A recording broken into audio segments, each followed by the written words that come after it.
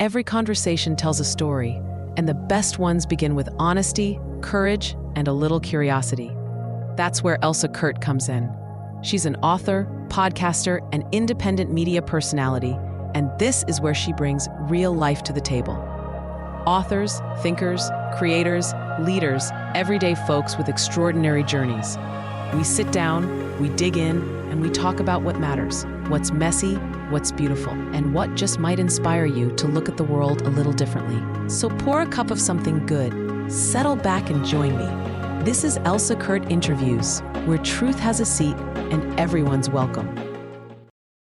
Well, hello, my friends. It is time for another one of my favorite things. I have so many favorite things, but this is absolutely highest on the list. I love interviews, and I have a wonderful, beautiful, lovely, amazing guest today.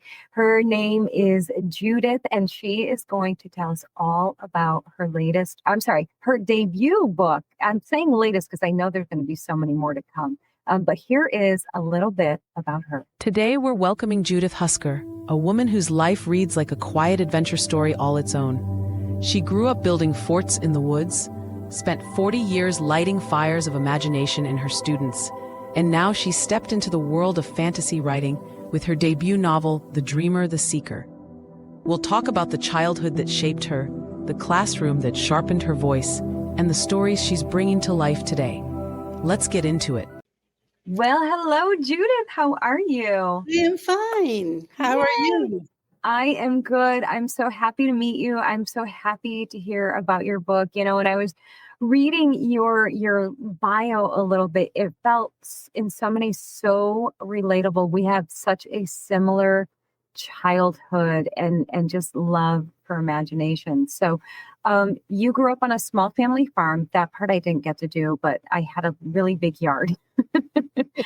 You were surrounded by woods and animals and what sounds like endless room to just imagine. And I would love to know that how did that childhood world of forts and fairies and dragons shape the storyteller that you eventually became? Well, it was not only that, going out in the woods with my brothers, helping build forts, and then imagining all the things that were coming after us and we were attacking them or flying somewhere. And then I would go in the house and create a club, like I had the garden club, and I'd make everyone little songs, a little booklet and things they could do. And this was like when I was just 10, 11, 12, I was already doing these things. And we might do a dragon club, where we would draw dragons and talk, because we knew dragons were real. Mm-hmm. I love it. Like that.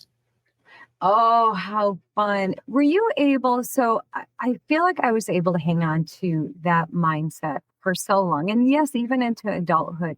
But I also feel like it slips away a little bit. But you were very fortunate because you worked with children for a very long time. Did that help you? Did that help keep that sense, that type of imagination alive for you? Definitely.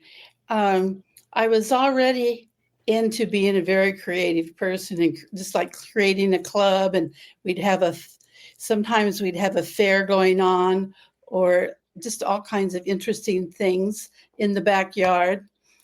And there were 6 kids in my family, so we were all very busy. We enjoyed each other. And my dad was busy things like digging out a swimming pool, just covering it with black tarp. That was all, this big hole. And my mom would dump bleach in it every once in a while to make it supposedly clean. That was our answer back in the day to everything, right? Right. Yeah, good old bleach.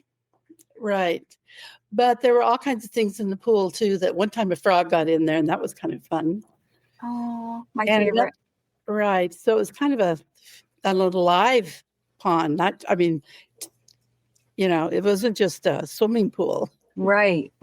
Oh, I remember that as a kid too. I remember the swimming pool, and that was like my big excitement. So I grew up in an apartment complex, but we had a big in-ground pool. I thought I was rich, by the way. We were not, nowhere near it. And the little drains that they would have, or baskets, filters, that's what it is. we would always find frogs in there. So that was like the greatest thing ever Right. in my Yeah. mind, right? Oh, loved it. They all had names. Every frog I ever caught got a name. Most of them had the same name, right? Right. Oh, I love that. It's like you're bringing me back to my own childhood. It's so sweet. Good. I'm glad. Were you writing back then as well, or were you just living in that I imagination was kind of world? living in it when I wrote these little booklets for kids. I would make them into all the neighbor kids got a booklet, and we would sing the songs and read the stories. And so that was my beginning of my writing. And then it just continued from there. That's I always beautiful. enjoyed writing and creating things and being very creative, which really helped when I became a teacher. Oh, absolutely. What did you teach? Was it general studies or was it English? Was it? Yes, general. I taught grade school, and because it was so long, I taught all the grades, K through, and I went to 5th grade then in the Oh, school wow. district I was in. So, and I love being in different grades because they're all Mhm. wonderful, and that was my passion, really. Teaching always was, from even before I started teaching. And I love creating things. I didn't just like the math program. Oh, I just don't like this math program. It's not progressing right. So I just redid it. I Oh, didn't wow. tell, I didn't tell everybody else because they would have a fit, but it really made sense to my kids to learn to do math in a way that made sense and was practical. I tried to create things that were real life. Like if we were doing measurement, we found someone was building a house and we went over and got to measure the house, the inside. That was Oh, fun. wow. Where were teachers like you when I was growing up? I did not have, I was the ADHD kid before ADHD was a thing. So I was just, had potential, but never Well, applied see, herself. I was the ADHD teacher. And so I would talk to the kids and I would explain, this has nothing to do with intelligence. You can be very intelligent and still have this kind of your brain is just going at Right. all times. Yes. Oh, And yes, we does. absolutely. I had a contest once with one of the girls that let's see how long we can sit still without even moving an inch. I lost. I couldn't first. I couldn't I stand love that. I love that. And for ADHD, we love a challenge. Like, oh, if you're right. gonna challenge our brain to do something or tell us that we can't do it, now we have to do it. Now we must. Right. Oh, that's so awesome. It's Yeah. just another part of people. It isn't, and I think for a while we kind of condemned kids who were like that, and it should Yeah. never have happened. It was just a part of a personality. Exactly. It's so true. You're so right. It's just a Mhm. simple little difference. That's all. And when you think about it, Exactly what it is. every child, every person is different, right? Like Mhm. this is just yet another difference that we have. So That's right. yeah. Well, thank you because I have a very strong feeling that you sent so many children onto really terrific paths in their life. So God bless teachers like you. The early spark obviously stayed with you throughout your entire life, and Right. it has shown up beautifully in your debut novel. So let's talk a little bit about that. You spent 40 years inspiring young minds in the classroom. How did your career and education influence your approach to storytelling? Go ahead, answer that one. I was going to just say that I even wrote in the classroom. I wrote for all the 5th grades classrooms in my district a book, unit on chemistry and a unit on the human body, and everyone liked it. Wow. And so I was always writing, and when I wrote, I would throw in fun things, like if you want to learn about your heart and how that it beats all the time, get a sponge or a soft ball and try to squeeze it for a minute. You will not be able to. You'll find, oh my goodness, my heart does this all day long. That's So brilliant. things like that. That's actually amazing to me. We can go back to the other question, but that's amazing to me because you're so well-rounded in the different types of, we'll call it genres for lack of another word, the genres that you can write in, that you can write technical writing, that you can write fantasy, that's really impressive. And I feel like that's not as common as, a lot of authors, writers will pick a lane and they'll generally stay in it. They may switch over a little bit here and there, a little to the left, a little to the right, but that's pretty diverse. So I'm incredibly impressed right now and jealous. I'm really envious right now. So how did those years with those kids, because I would imagine just listening to them and interacting with them teaches you what they want to read, right? What resonates with them. So you had that leg up, where somebody else who, just sat down one day with no childhood education background. So I'm going to write a fantasy book for children and young adults. I don't think it works that way, but it just doesn't, right? But there are people who have tried it, and you can see that they haven't made that connection. So tell me how that helped you make that connection. Well, first of all, I was in the choice of books. We read a lot of fantasy books about dragons and all kinds of things, and the kids loved them. And we would write about it. We would draw them. We would learn like dinosaurs and really go into what they were like, and how the ones got food that had short hands, and the ones who walked around on all fours, and how long ago it was. It was amazing. We don't totally comprehend what millions of years are. Yeah. So each of that, and in fact, while I was teaching, I wanted to start writing something. And I did start the fantasy, but I had 3 kids, getting my master's, teaching full-time, and I started writing this fantasy. I fit it in. I only did it once in a while, though, because my life was busy. Sure. But I thoroughly enjoyed doing it and just slowly getting along, building up these characters that were just coming out of my mind. Wow. And you kind of have to with something that with such an undertaking as a fantasy novel, like you really do have to take a lot of, because it's world building. You're building worlds from scratch, from your from your right. You can't go on Google Maps and look it up, right? And like it's really coming from your own mind. So that's such a cool ability to be able to just do that, to build like that. I know that a lot of authors, since I heard about the Harry Potter, she literally wrote outlines of everything. Oh yeah. I would never stay on the outline. I would just say, I don't know what I'm going to write today. And I would start and it would just like come out of my head. All of the scramble of stories that were there came out, and they just came out, and I went, oh, that's good. I like that. I love that. I have a name for it. I always ask my fellow author friends, I always say, are you a plotter or a pantser? And they're like, what are you talking about? I said, well, do you have to write out the whole outline that get your whole plot together? Or do you just sit down and fly by the seat of your pants, a pantser, and write? And I'm a pantser. I do the same thing that you do. I sit down and the words the story starts telling itself, and I'm just the person. Right? I'm the one on the typewriter. That's all. Yeah. Yeah. Oh, I love it. And it's so fun. And I don't know about you. Do you like look back after you've written like a big chunk of writing and you maybe take a break from it for a little while and then you go back and read it and you almost don't remember writing? Like it's almost unrecognizable. You're like, I wrote that? Really? That's from me. I remember once just opening up part of the book as far as I got and started reading. And I went, boy, I like how that lady troll or elf is talking. That is amazing. She really hey, wait, I wrote that.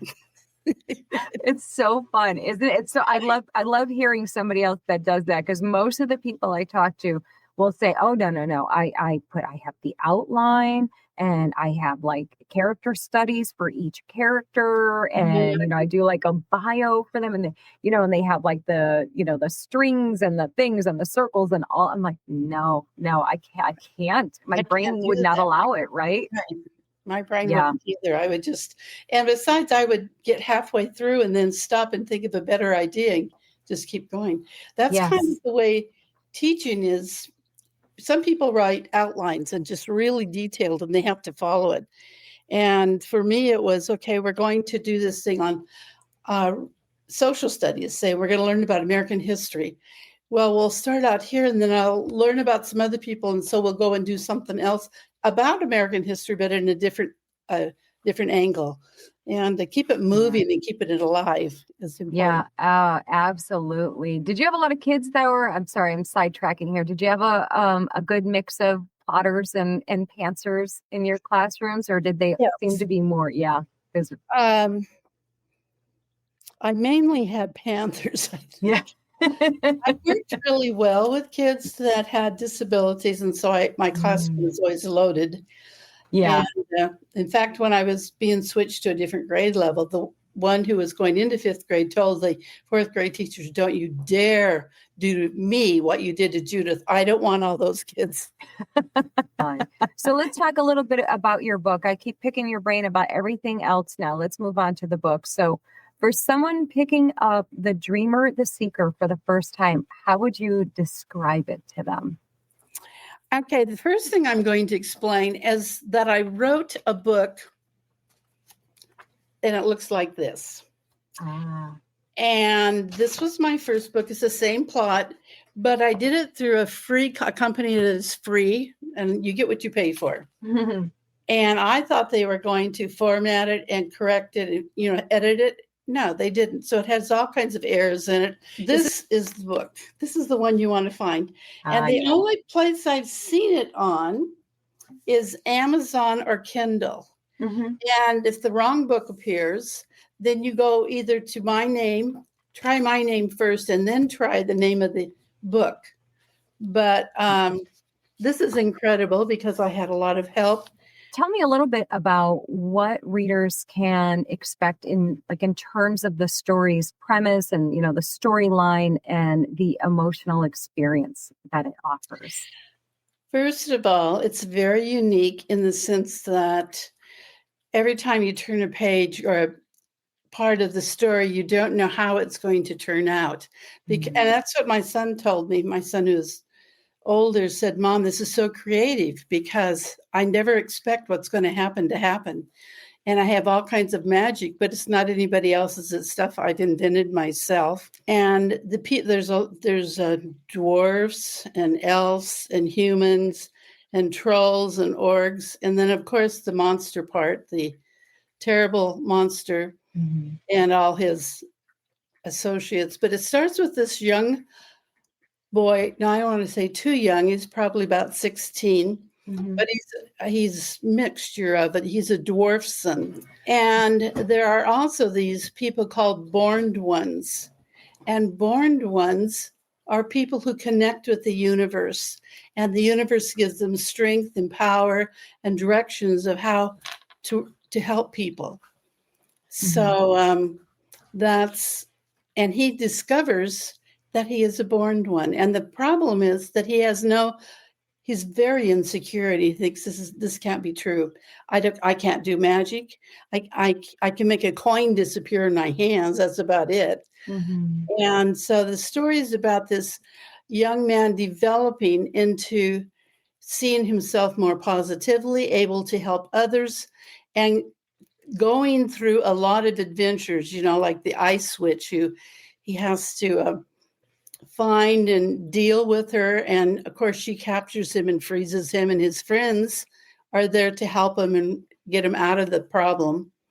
And just he's constantly falling into more problems and more adventures.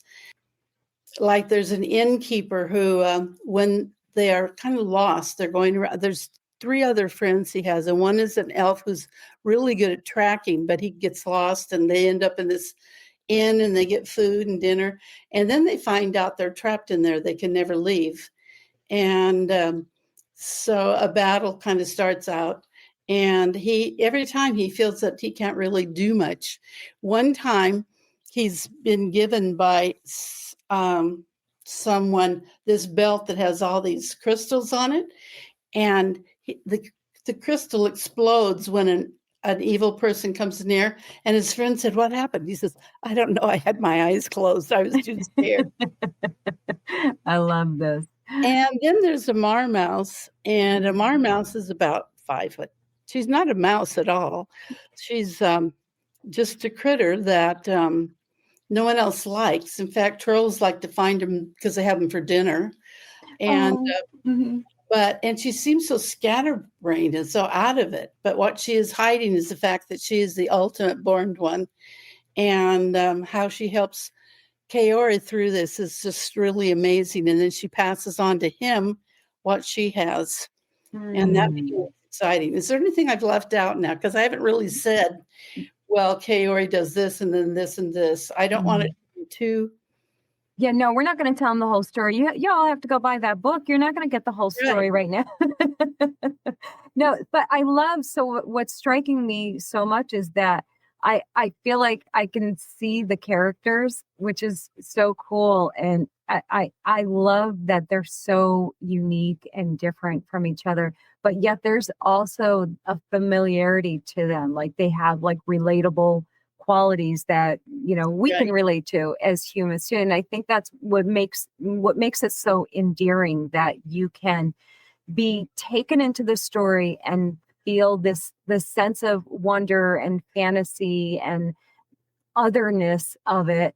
But then you also feel like you're relating, you know, and I think that's really a special and difficult thing to do. Do you have, speaking of your characters, do you have, I mean, everyone would probably guess it's the main character, but do you have a character in the book that you especially connected with, or was just simply your favorite character of the book?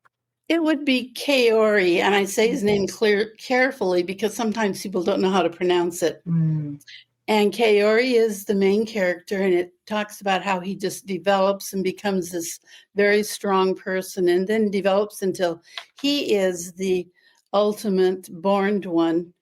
And the other person who has a unique name is Aja.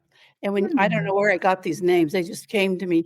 And so she's the top born one, and she gives all her power and strength to, she's like hundreds of years old. So she's ready to go on to up in the sky, wherever they go.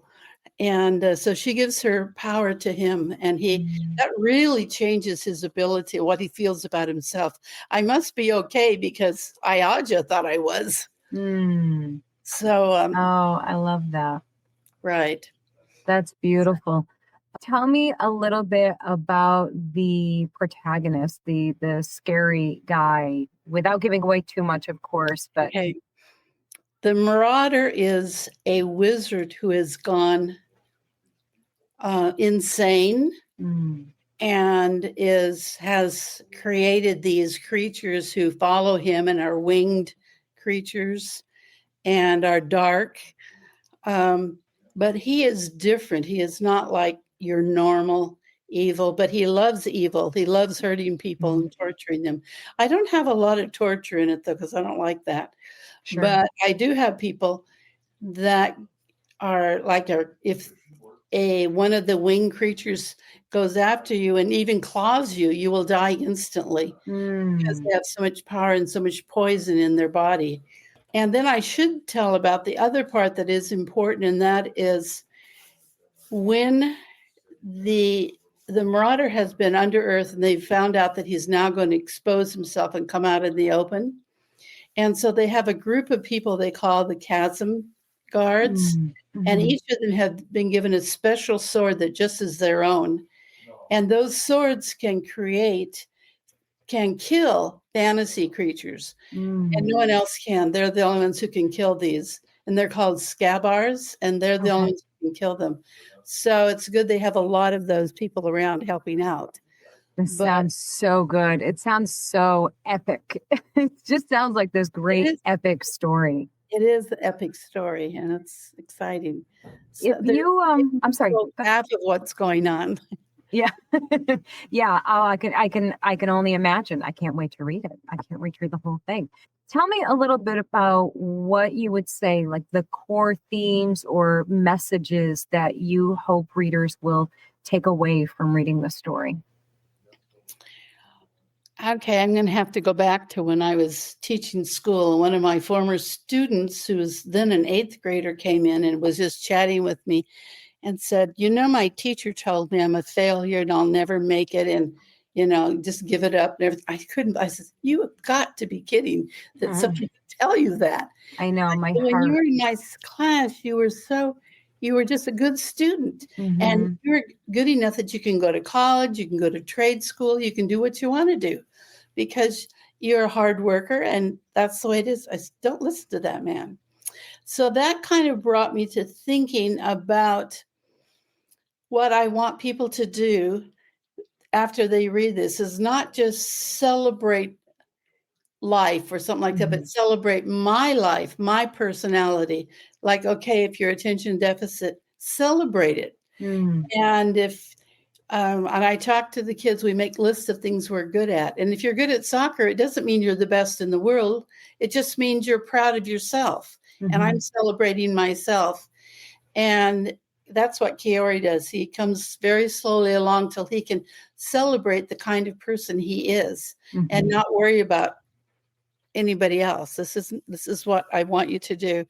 So I want it to be, it's a very unique story. It's very creative, but mainly it slowly works into people feeling positive about our creatures, feeling positive about themselves. Mm. And that, I think that's a real important message we say about celebrate life, but we forget that it's our life we should be celebrating. Mm-hmm. I feel like you just healed something in my young child's heart. just hearing that, like it feels good to hear it. And I know, all the kids that are and were like me, and I had a very supportive family. So I did not have a terrible time of it. School was very difficult for me because I just Right, I understand. And and of course back then they didn't understand kids like me. You were And just being bad. Why are you I was so just, bad? yeah, I was just being bad. I was a daydreamer. I was, Right. an airhead. I was space, Same here. you're right. Yeah. Yeah. Mhm. Always was looking out the window, never paid attention because I was too busy in my own little fantasy world. That probably sounds very familiar, right? Right. And it's so wonderful. What a wonderful place to be. Yeah, I mean, why wouldn't you go to that place any chance you But I got? Come think on, yeah. So, Mhm. so I'm so curious. This sounds like a book that should have sequels. Will there be more to the story, or will you change gears completely? No, I'm already halfway through the sequel, the second story. And I brought in some of the same characters, but I have enriched them and made them discover things about themselves. And a totally different adventure. Everything is because that's just the way I wanted to do it. But it Right. is coming along. I've also written, but I just have the story down of a Christmas story. Mm-hmm. And now I'm going to have to get Illustrator and get it formatted correctly and things like that. But they're both in the works. I'm mainly working on my second story of Dreamers and the Seekers. I don't know what I'm going to call it, but That makes it even more exciting, right? It's exciting for you because you don't know. It's going to come as right. a surprise for even you. That's so fun. How long? I like on the technical side of things. I'm so curious. How long from when you finished writing the manuscript of The Dreamer, the Seeker? How long before you started the second book? Was there a long gap, or did you start kind of right away? Yeah, I think I started well. It wasn't a long gap, but I didn't start immediately the next day. But Right. I kept it in my head thinking, what am I going to do? These are such interesting characters. And then I got some new ones that had never been around before. And I thought, okay, I'm going to write this then. That's great. And they just kind of poured out of my head, like looking out the window dreaming. Yeah, Uh, exactly. Did you know when you were writing The Dream of the Seeker that there would be a second one, or you were just letting it happen?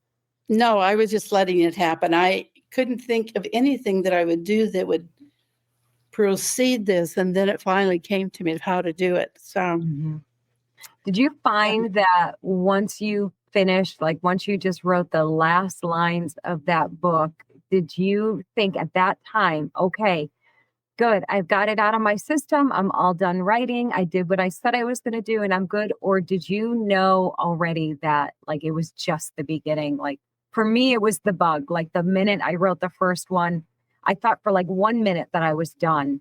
And I had, just checked off a box. And then after I did it, it was like, I feel like it was just, hours before I was thinking of another story. Was that anything Right. like that for you? Yes. In fact, in the story, a young woman finds something very important, and she polishes it up. It's just something like a necklace. I'm not going to describe it all, but anyway, she wears it under her smock. And that's the beginning. And then when Kaori is at the very end, he says goodbye to his friends, and he goes through this small door in the corner of the wall. And my daughter said, "Mom, I have to read the second book now to find out what's going on."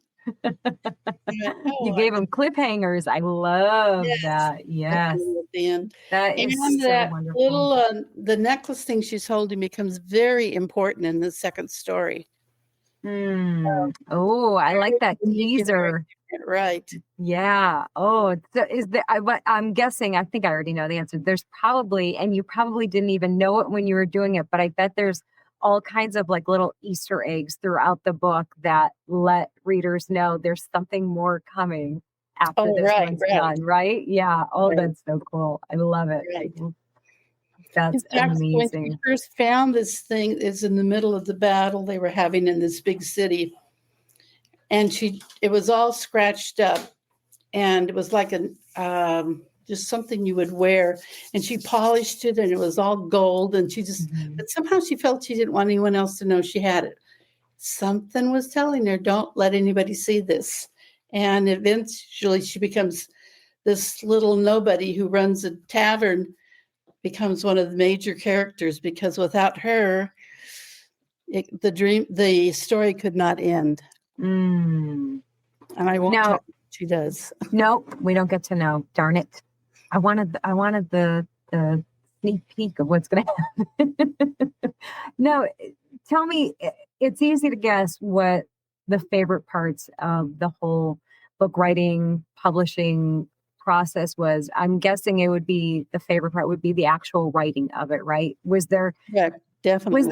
Was there any part that you just absolutely didn't like or don't like doing when it comes to this whole process? Don't say it's the interviews. Don't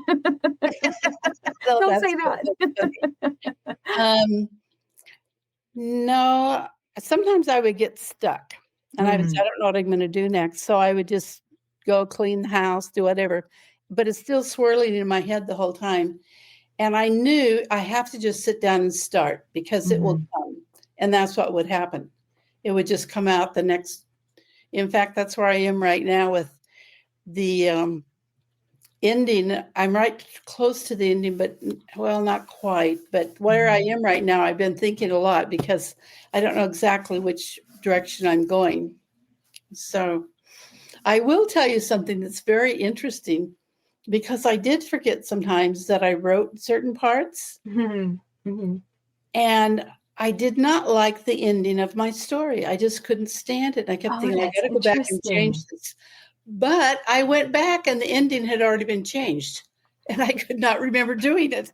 And I love the ending. It's beautiful. Yeah. Oh, that's so funny and so relatable too, by the way. You do that. I sure did a good job. Yeah.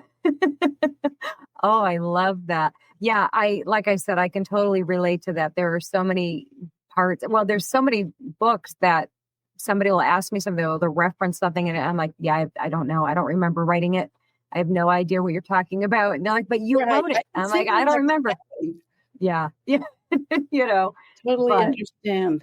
Yeah. Now, between your authorship and your career as a teacher, do you ever think about helping other authors, like basically kind of teaching them how to go through the process of writing a book?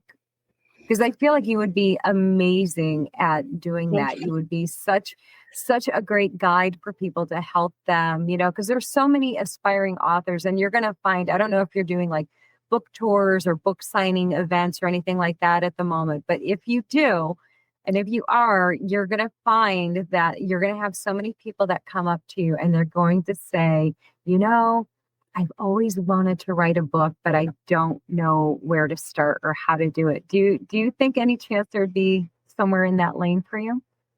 I think so. I think I would first of all want to relieve people of not being so anxious about it. I don't know where to start. Just start. Just In start. fact, I had a professor once, and I didn't realize that other people felt that way. He said, you just start writing and it's going to come to you. And a lot of the kids in the class didn't, the adults in the class did not like it. They wanted to have something very concrete. And people, the lady who did Harry Potter she's very successful. And that's how she wrote it. Yeah, I love that. And I feel like that's like the greatest advice you can give, anyone can give to anyone aspiring to be author, really kind of to anything that you have a goal or a dream or aspire to do. Like you have to start, like you have to start, you have to put one foot down on that road and just go. Yeah. A lot of my teaching writing was really in school, like with fifth graders who can do quite a bit in writing. We would write books and that was enjoyable for them too. And they, of course, did their own illustrations, and that's cute because they're fifth graders. I love it. Yeah. Wow.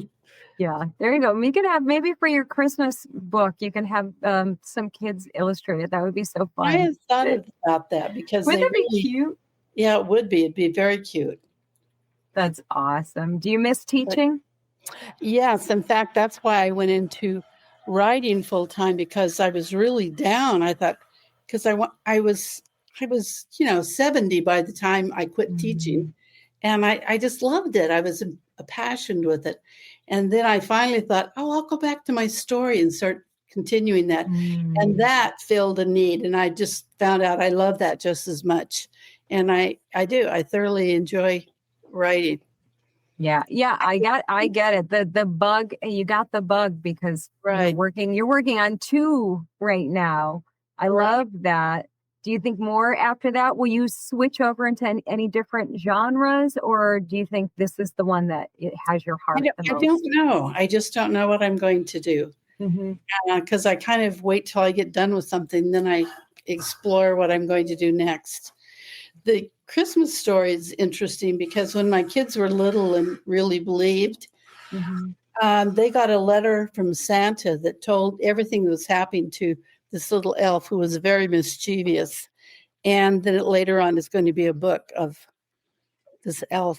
Oh, I love it. I love it. Do you write little notes to yourself every time you come up with an idea, or they're just there in your head? They're just there. I never. Yeah. Well, I will tell you one thing. I have sitting under this computer a big giant calendar, for each month. It's covered with everything. I got to write that down or I'll forget it. This is what, but yeah. So the whole thing is covered with everything but dates.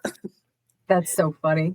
Right. So I look at it and go, there it is. It's all right here on my page, and every time I think, well, I quit doing that because it kind of looks sloppy, but I never do. Yeah, no, I do the same thing. I would never show anyone my desk right now. I would never show anyone because it's so ridiculous. There are little, well, I'll show you this part. There's these little, notepad papers this size, and they are all over the place, and they're all like reminders, notes to myself, ideas, scripts. That's what I do because my calendar is like this for 1 month. It's like this. I guess you can't know what I'm doing. Yeah. And it makes much better notebook than I do put down dates, and then I have to remove a bunch of stuff so I can see when am I going to be, when did I set this doctor's appointment or whatever it was. Yep. This is a writer's stuff. Yeah, my friends, this is a writer's mind. This is what it looks like inside our brains. That's, you're getting a glimpse inside our brains is what's happening right now. Right, that's true. That's true. We have more ideas and thoughts than there are minutes in the day. And that's the frustrating part, right? Like that's the hardest part. There are so many things that I want to do on any given day. And then the next thing you know, it's like, oh, the day is over. What do you mean the day is over? I have more things I need to do. Right. Oh, tell me a little bit about if you're going to be, if you are, I kind of touched on it before. Are you going to be doing any book signing events, or are you going to do mostly kind of like the online stuff like this, or undecided? I have this new marketing group that I'm working with. Mm-hmm. And they're setting all this up. We're first of all going, like I'm going to have an interview on a television show. Very and good. Then, yeah, but you're first, so that makes I'm first. I win. Ha! And the prize. And I know that I'm going to be on different social medias. Mm-hmm. And I think we have planned that some places they have these big book fairs, and I'm going to be involved in one of those. That is wonderful. They're so fun. They're going to keep me out there so everyone knows about me. Keeps hearing Good. I love it. I'm so happy and excited for you. This is such an exciting journey to take. And I love, I started writing a little later in life. I was not, I wasn't young. And I'm not young. You did mention, I wasn't going to say anything about, but I will say, friend, I lump myself in this too, because we're of an older bracket here. And I think it's so encouraging for people in our ranges to realize that just because you retire, from your longstanding career, just because your age, whatever, you can start something at any point in life and just And I think that's such a powerful thing for people to see that it doesn't matter, right? Yeah, not important. Not at all. And you're inspiring in so many ways. And I think it's really cool that you inspire both children and adults of all age ranges. So that is absolutely wonderful. And the book sounds amazing. That you're doing a sequel is going to be so great. You are, I don't know about you, but I have they call it the TBR list, the to be read list. And I'm read, right. Yeah, my to be read list. And you're high up there because I haven't read a fantasy novel in ages. So I'm really excited to you'll like it. You will really I know I will. As soon as you start talking about dwarves and elves and all those things, I love that stuff so much. So I do too. Yeah, I am very, very excited. Tell everyone where they can find the book. And I think you told me that there's a website in development, so we'll keep an eye on that. But where can they find the book right now? Right now it's on Amazon and Kindle. Well, they can find it everywhere, but if everywhere else they look, like it's on Apple, it's on Barnes and Noble, they'll get this book.